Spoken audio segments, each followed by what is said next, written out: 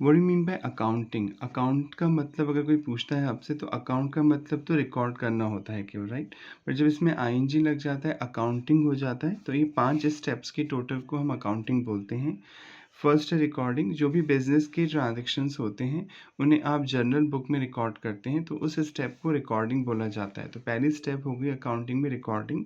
और business transaction का मतलब होता है ऐसा कोई भी ट्रांजैक्शन जिससे पैसा आ रहा है, जा रहा है, यानी जिन्हें मॉनेटरी टर्म्स में आप मेजर कर सकते हैं, जो बिजनेस के ट्रांजैक्शन है उन्हें ही रिकॉर्ड किया जाएगा अकाउंट्स में। यानी अगर बिजनेसमैन के पर्सनल ट्रांजैक्शन है, घर पे कोई खर्चा हो रहा है, तो वो बिजनेस में रिकॉर्ड नहीं किया जाएगा, ताकि हम बिजनेस के प्रॉफिट और लॉस को कैलकुलेट कर सकें। तो पहली स्टेप होती है रिकॉर्डिंग करना।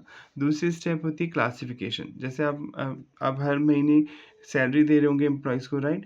पर आप रिकॉर्डिंग में, तो जब आप कर रहे हैं रिकॉर्डिंग, तो डेट वाइज एंट्री कर रहे हैं कि राम को इस दिन सैलरी दी, शाम को इस दिन सैलरी दी।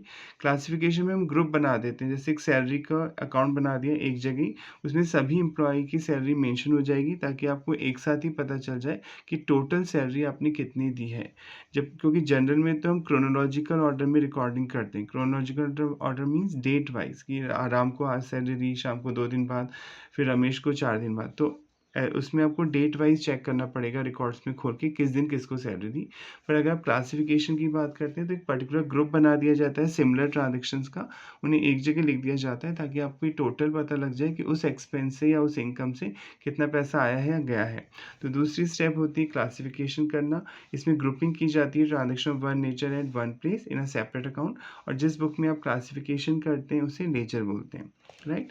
फिर होता है समराइजिंग करना। समराइजिंग में आप प्रिपरेशन करते हैं फाइनेंशियल स्टेटमेंट की, यानी प्रॉफिट एंड लॉस कैलकुलेट करते हैं, अपनी असेट लायबिलिटी देखते हैं, किससे कितना लेना है, किसको कितना देना है, प्रॉफिट हुआ लॉस हुआ, तो इस उस स्टेप को समराइजिंग बोला जाता है। तो पहली स्टेप थी रिकॉर्डिंग करना बिजनेस ट्रांजेक्शन को। दूसरी स्टेप है क्लासिफिकेशन करना, यानी सभी रिकॉर्डेड ट्रांजेक्शन को समराइज करके एक प्लेस पे लेके आना जो सिमिलर नेचर के हैं। समराइजिंग में आप प्रिपरेशन करते हैं फाइनेंशियल स्टेटमेंट की, यानी प्रॉफिट और लॉस कैलकुलेट करते हैं। इंटरप्रिटेशन में फिर आप रिजल्ट निकालते हैं कि प्रॉफिट अगर बढ़ा तो क्यों बढ़ा, घटा तो क्यों घटा। तो हम इंटरप्रिटेशन करते हैं अपने रिजल्ट्स का। इंटरप्रिटेशन का मतलब होता है डीप में जाके किसी चीज़ को एनालाइज करना और रीज़न ढूंढना कि प्रॉफिट बढ़ा तो क्यों बढ़ा, घटा तो क्यों घटा।